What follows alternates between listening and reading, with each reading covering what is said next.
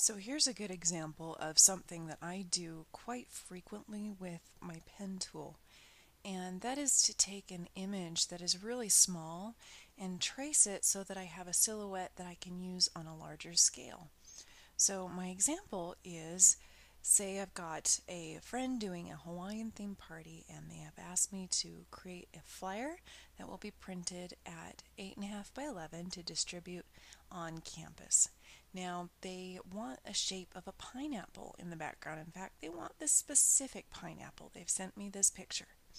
So I open their picture and copy everything and make a new document and choose the US paper preset, click OK, and then paste this image and go, wait a second, that is too dang small. And as we've covered before, if I transform this image and make it big to cover the background the way I want the shape to look, it's going to look awful. There's just not enough pixel information there to make a good quality image. So here is what you do. Grab your pen tool and you can set this to shape if you'd like and set the stroke to none. And then what you'll do is just come in here, zoom in fairly close. You don't need to be so close that you see every single little pixel, but close enough that you'll be able to tell if your pen is on the right spot, and then trace around this object.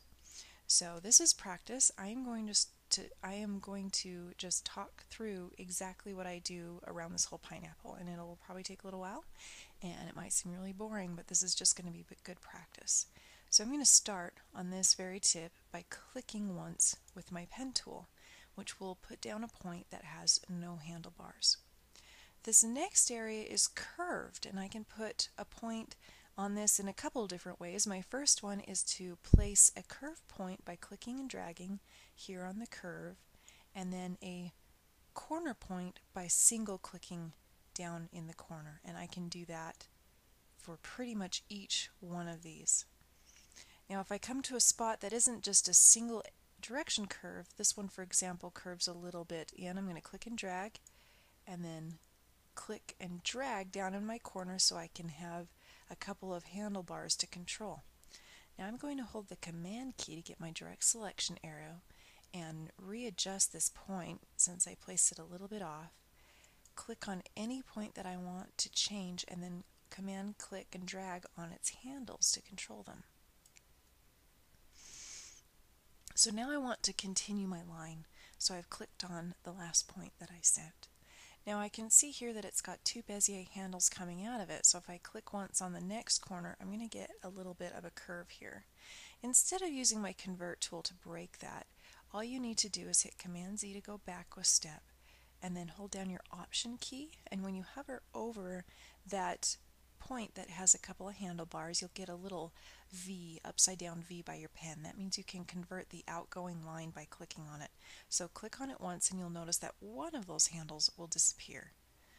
Now when I place my next point by clicking and pointing, it will, it will curve the way I want it to go. It will be a corner here and come curved up here. So I clicked and dragged on this corner, and I'm going to do the same thing. I'm going to Option click to convert it. So yes, you can put a curve point in the middle of every curve if you would like, but some of these areas are really too small to need that many points. So what I'll do there is just click down in the V of it, drag to introduce a little bit of a curve, and then Option click on that point to take away the outgoing handle so I can click, drag on the next one, Option click, click, drag, Option click. So for areas that are fairly short, that's what I would recommend doing. Ones that are longer, like this bit here, those might be a good one to place a curve point in the middle of, or curve anchor. And because if we end up on a really long curve, you don't want to be dragging your handlebars out just forever to where you can't see them. So I've placed my next point and clicked and dragged, and now I'm going to Option click to convert the outgoing line to a corner. Click drag, Option click, click drag, Option click. Now here there's a little subtle variation in curve, and I want to follow that as precisely as I can. So click and drag, match the path line. Click and drag, match the path line. I'm going to convert click on that one. So option click, single click. Click drag. Whoops, I deleted one by accident. If you ever mess up, just hit Command Z and it will go back one. Click drag. Now you can tell this is getting a little difficult to see where I'm at. So I'm going to grab my zoom tool by hitting Z, zoom in a little bit. Now don't panic, I know your path line disappeared, but if you get your pen tool by clicking P, because you're still on that shape layer, that will come back up. So I need to click on my last point to continue my line. So here's an example of a longer area with very little curve. So I'm only going to place one point down here. So most of these I'm just doing the same thing. Click, drag, and then option click if I need to have it be a sharp corner. Click drag for curves. Now you can either click drag in this area, or I bet I can just single click and it will, that line from there to there doesn't have much variation, so I didn't need to click drag to give it more curve. Single click for a straight area, click drag on a curve area, click on a tip, click drag for a curved area, click in a corner. So as I'm showing you, you don't always need to use the option click. Mostly I'm using I've got my middle finger of my left hand on my option key, my index finger on my command key, and my thumb on the space bar. And that's pretty much how I work my pen tool. That also keeps me in pretty nice close proximity with my Command Z. So here I've placed a click drag. I'm going to option click to convert it. And hopefully you're starting to get the hang of this. Alright, so this one comes up and then curves over. So I click drag there, and then when I click here on the corner, that's pulled my path a little far over. So I'm going to hold Command, grab that anchor point handle, move it back, and then option click. Click once, click drag, option click. I'm going to click drag to get this little curve around the corner there.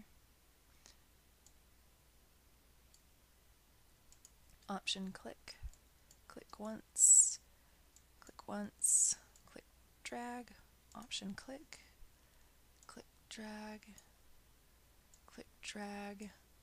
option click to convert that to a corner.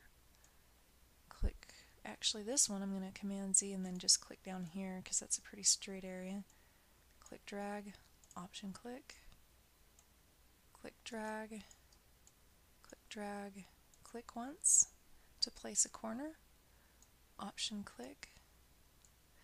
Now as you start going around this, you might want to disregard what I'm saying and see if you can figure out where to place points. Now along here, for example, I could place a curved point in the middle of this, but honestly I think I can put one just right here and drag that out and then click drag.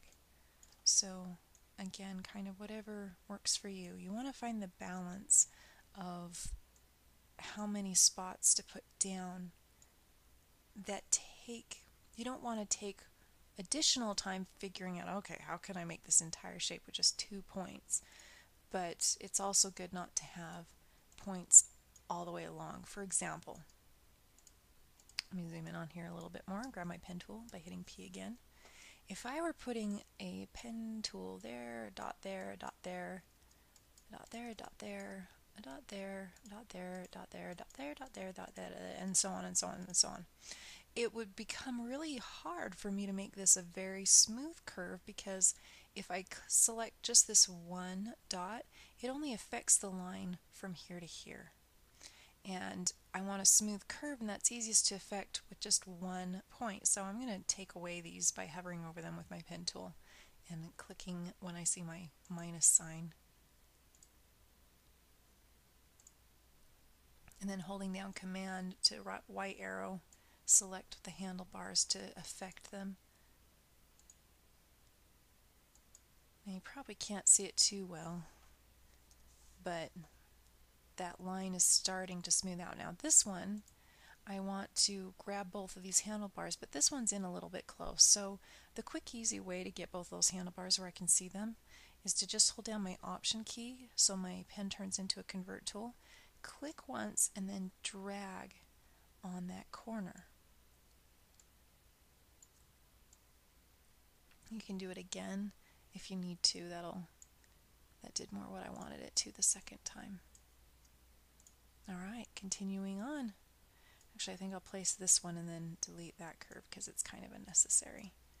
And at this point, I feel like I'm zoomed in too close. If I'm paying that close attention to individual pixels, it's probably going to take me too long.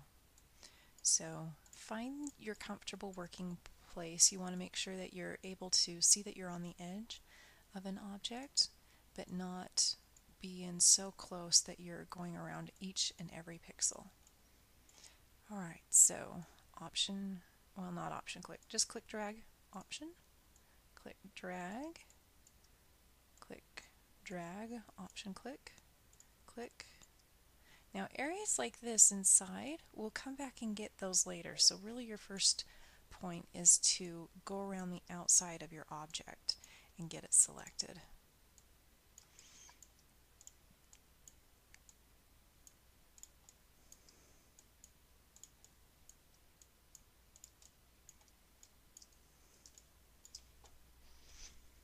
So at this point, I'm really hoping you've got this a little bit figured out. So if it's a smooth area or curved area, I'm clicking and dragging. If it's a point area, I might just click once and then click drag in the next curve, or I might click drag and Option click to convert that to a point. So whichever way works for you, that's what you'll do.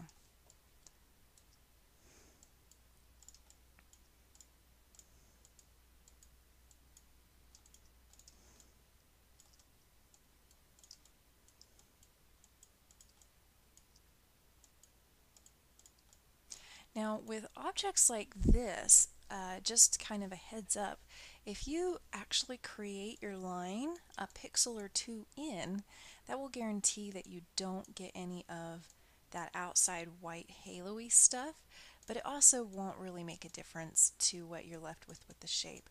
So in this case it doesn't matter so much because we're going to take this pen line and transfer it to our other document and use it just as a solid shape.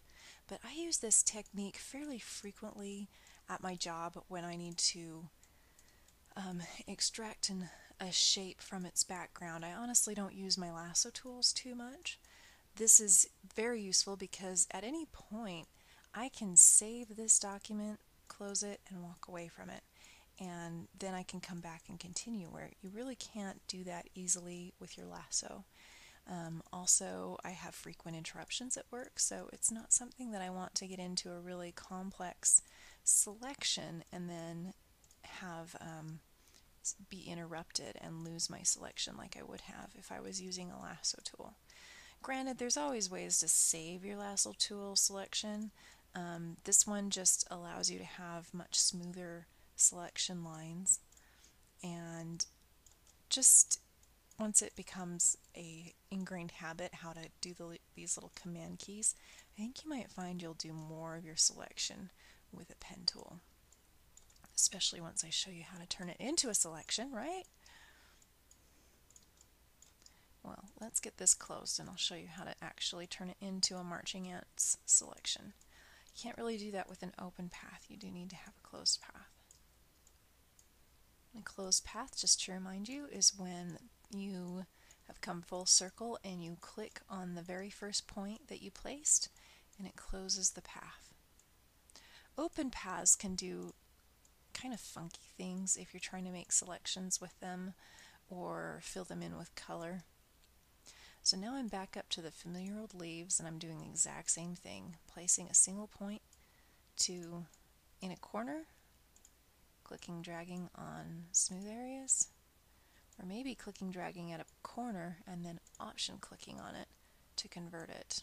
Option click, click, drag, option click, which is definitely the more efficient way to do these smaller areas, is not to place an extra point in the middle of the curve, but just to go right to the very tip.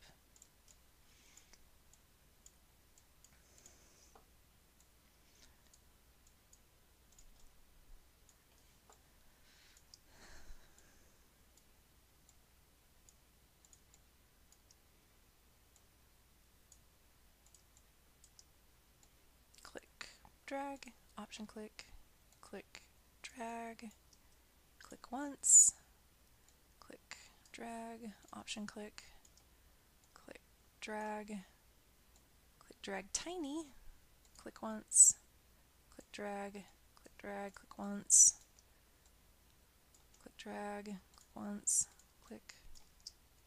Oops, it just disappeared. Here we go.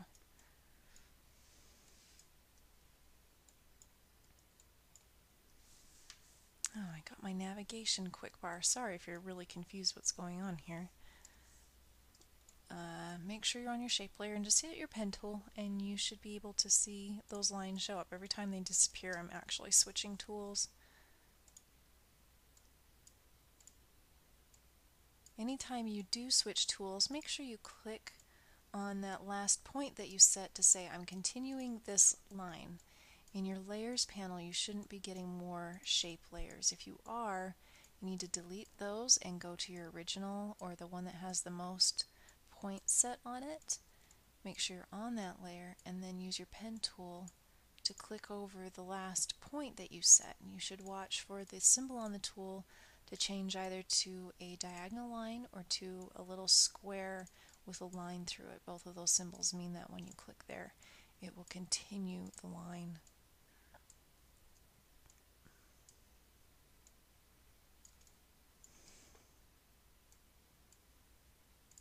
We are almost done. Here we go. Click, drag, option click, click, drag, click once, click, drag, and then option click here on the end, and now it's closed. Alright, grab my pen tool so I can see this thing, and so you can see this thing, I'm actually going to set the stroke on this to a color. Let's go bright red. Now here's why I didn't have a stroke set to begin with. This is a pretty small shape, and you can see with the stroke turned on, it's kind of all over the place. So just for now, I'm going to reduce this down to a half a point. Alright, so if you don't already have one, make a new file that is the 8.5 by 11 at 300 pixels. Click on your Pineapple tab, grab your Move tool, make sure you're on the shape layer, and then click out here where the pineapple is and drag this up to your other document and then let go. So here's our itty bitty pineapple, right? And remember last time we transformed our little pineapple picture big, it went all pixelated. But this time if we hit Command T to transform and then hold down Shift to keep it proportional. Once you get it to the size you want, zoom in on it and you can see those lines are really nice and crisp. Now I can come in here and change my fill to anything that I want. I can set it to a color, set my stroke back to none, I think. And then you can also set it to be a gradient or whatever else. Now as I'm doing this, I just remembered, guess what we forgot to do? You might have caught me on this, but we actually forgot to do the little holes and stuff between the leaves. So let's just delete this layer, say yes, come back to the pineapple and add that last little bit that we need to do.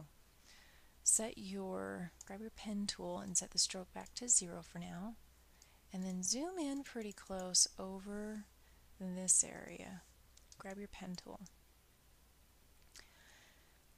If you're working with a shape layer, then you need to set your option up here in your pen tool to exclude overlapping shapes, and that will make the lines that we're about to create part of this shape, and they will be negative space instead of just creating a new shape. So once you've set that exclude or whatever that was, I forgot already. You can tell it's early in the morning for me. Exclude overlapping shapes. I just selected around this hole and it didn't add me a new shape. Now I'm going to spacebar down and take care of a couple more little spots.